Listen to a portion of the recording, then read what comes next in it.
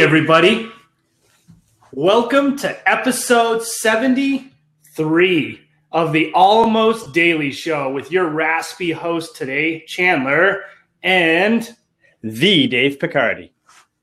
We're pretty excited about what we're going to talk about today. We're always excited what we're going to talk about anyway, but we're extra totes excited about today. Right, Dave? I'd say so. I think we're excited every day. Yeah, I think we live that excited life. And I tend to tell people, you know what that is? That's living the dream, even when your voice isn't working correctly. That's right. Well, I think you're going to be totally fine on this episode.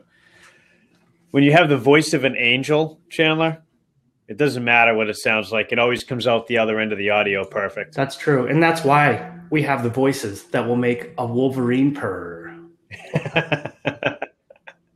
Is that intro all ready to roll? Yeah, that intro it's almost prepped. It's going to be so good once I figure out some royalty-free stuff to put on it.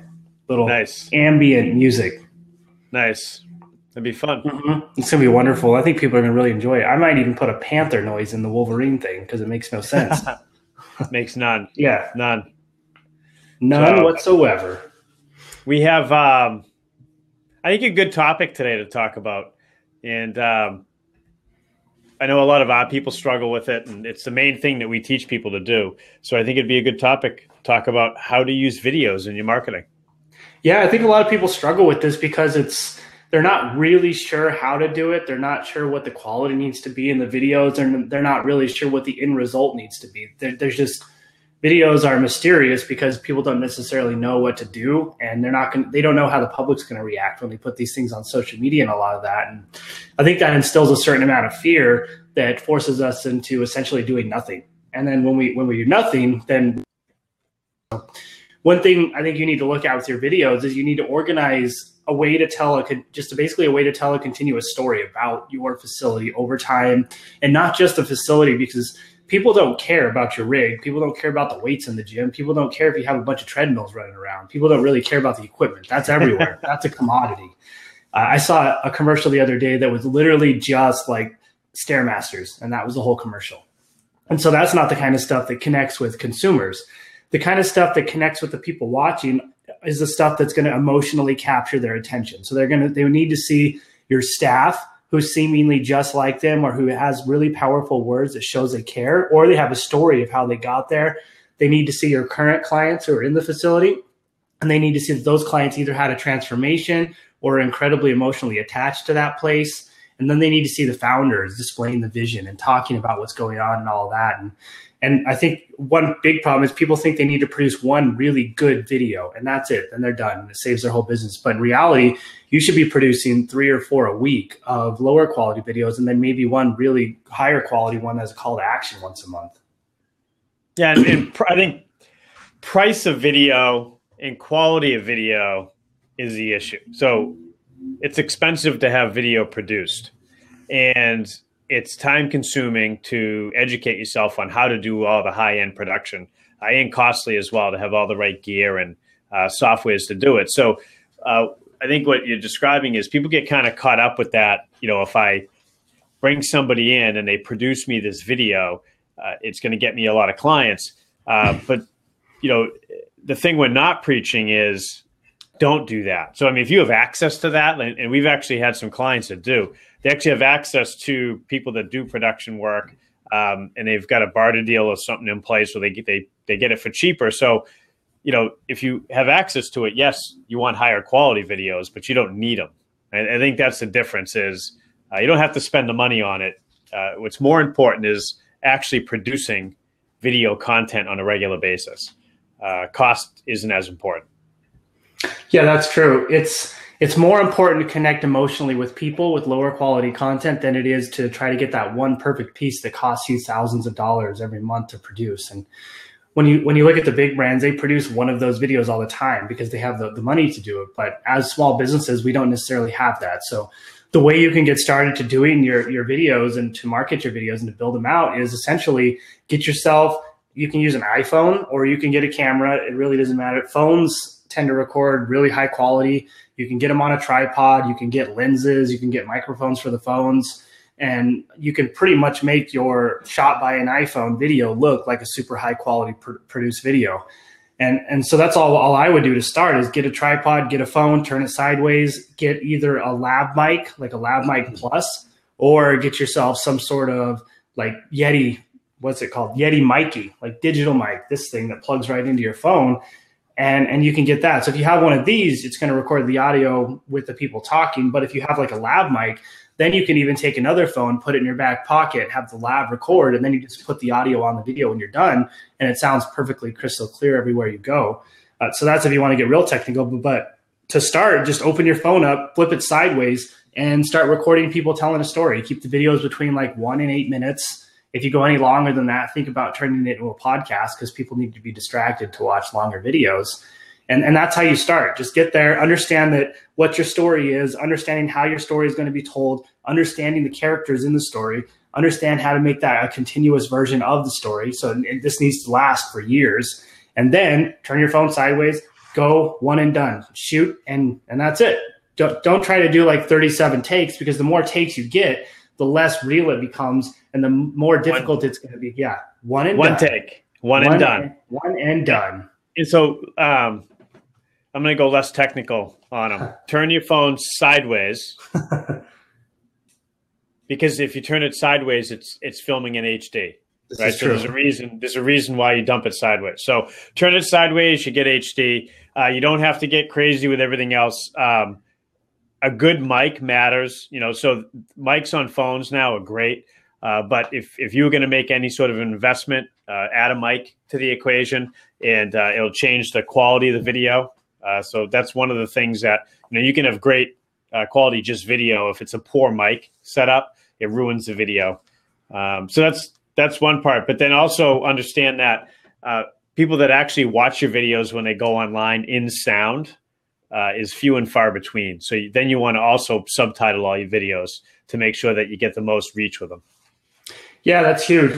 We find we work with quite a few gyms, and we find it's almost across the board that 95% of the videos are on autoplay, and very few, like 4 or 5%, are actually clicking to play and watch that video.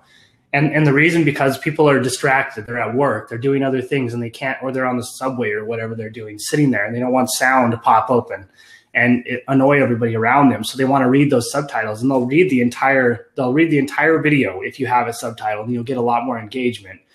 Now, if you're good enough, you can get people to actually care about your story over time, and they will look forward to those videos, and then they don't even care about the subtitles. But at first, you really need to start by producing those. And like Dave's saying, a mic's pretty important because if the sound sucks, nobody can understand what you're saying. If they are listening to it, nobody's going to continue watching it. So get yourself a cheap lav lapel mic, which is maybe $80, or get yourself one of these like blue mics that plugs right into your phone, which is like $100, and you can make it work pretty well. And then that's all you really need. And then the last thing is just the confidence to put it together. And editing this stuff isn't even that hard. You take the phone down, you take the video down, put it in iMovie, click the little magic wand that automatically makes everything look pretty, and then go into the noise setting and reduce the background noise. And then you have no hiss, and you have a better quality video, unless you go live. If you go live, then it's just up, boom, shot, done. That's it. That's the end of the show. And people appreciate that because it's in the moment, it's real, and it's human. There is not a lot of scripting live stuff.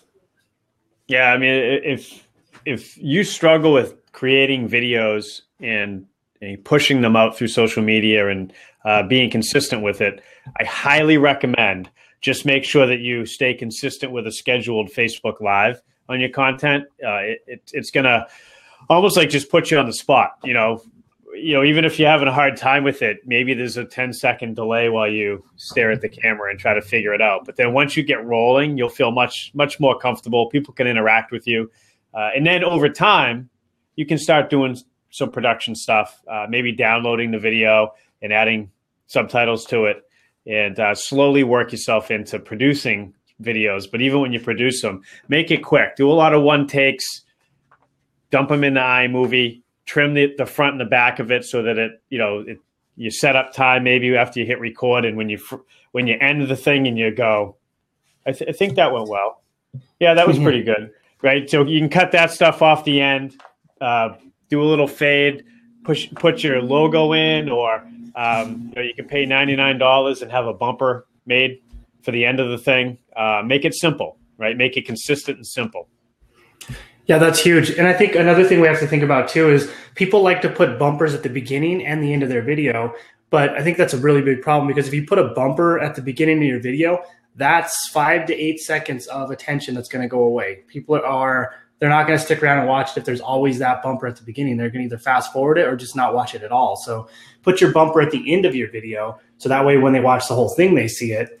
One thing, though, one of our gyms does that I think is actually pretty cool is they do like a little blooper piece at the beginning, which captures attention. So it's like a funny opening or something crazy happening or just something that didn't go right that they've spliced out and put at the beginning. Then it shows the bumper, then it shows the video. So you capture attention, then you have the branding, then you have the actual video. So if you're going to include a bumper at the beginning, I think you have to do something like that, because if you just have a bumper, it's the same thing in a podcast. If you have the same intro every time, people are going to tend to fast forward that. And like Tim Ferriss the other day asked on Twitter what he could do to improve his podcast. And people said just to get rid of the intro, because they just fast forward past it because they're tired of hearing it. And so you don't want to get people in that situation. So bumper at the end, or add blooper, then bumper, then video. Right. And the key is have fun with it. So, when Chan's saying add blooper, be different. That's what Chan's saying. Be different, so that when someone sees your stuff, they stop on it and say, well, this is different. I want to watch this. Right? Don't be the same as everybody else. And that's it'll go pretty far in your overall marketing efforts and video production in general. Have fun with it, motivate people, make them laugh, be different. That's right. So when you're doing these videos, think about what people want to watch and what they want to consume and what you have inside your facility that's special. Because everybody's doing tutorials in the gym industry on kipping pull-ups. Everybody's doing tutorials on how to do weightlifting movements. Everybody's doing tutorials on all of these movements that are inside the facility, but people who aren't part of your community yet don't care about that. You can do a thruster at any gym in town. You can do a pull-up at any gym in town.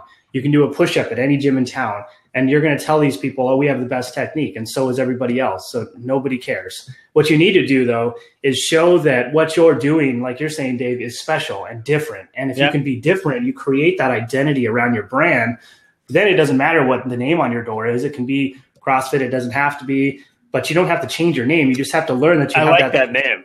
Yeah, it's nice. CrossFit, it doesn't have to be. CrossFit, it doesn't have to be.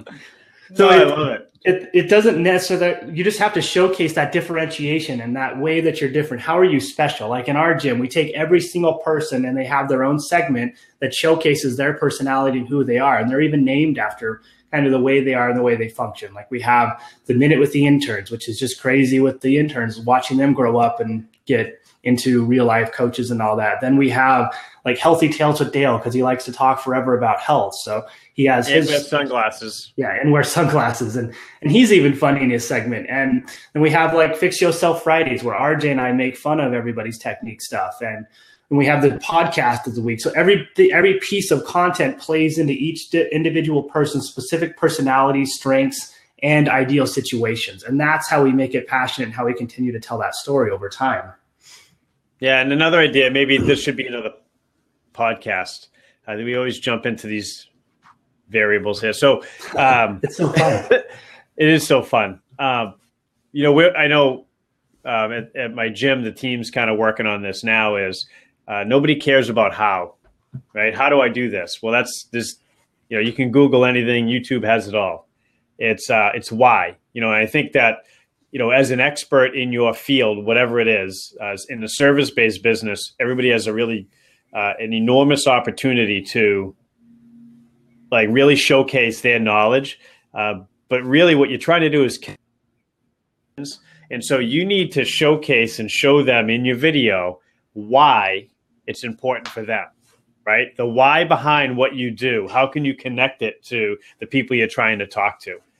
When you're able to do that, now you have plenty of clients and a big enough community. Yeah, that's huge. And if you can get and if you think about the way this should start, it should start inside your community.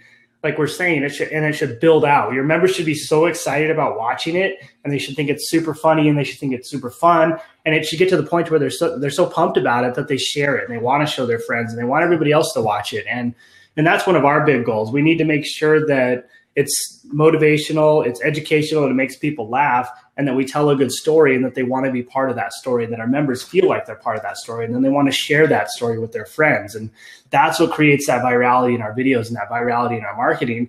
And that's what creates that differentiation in our brand and creates that culture and that identity that everybody desperately wants, but doesn't understand how to do or can't seem to figure out how to do it. It's because it's hard, Chan. That's true. You know what they say? It takes a little bit of work and consistency. Yeah, you know what they say?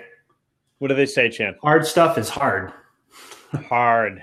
Yeah, hard stuff is hard, so people just don't do it. And so if you're one of those people and you think this hard stuff is hard, so you just don't do it, you are your own detriment. And you just have to take a step back and say, all right, I need to make this work as the visionary and organize this, or I need to find somebody who can, and then bring that person on. But that's your decision, your choice. It's, can I do it? Yes. Okay, let's make this happen. I have the visions. I know what I'm doing. Or no, I have no idea what I'm doing and I'm not comfortable with this. Who can I find to help me? And who can I find to do this for me? Or at least hold my hand to get me used to it and better at it. That's right. I like it. Yeah. So guys, it was a quick little video for you guys to learn how to use your videos in marketing, how important it is to use them in some, I guess, some ideas to apply to them, right?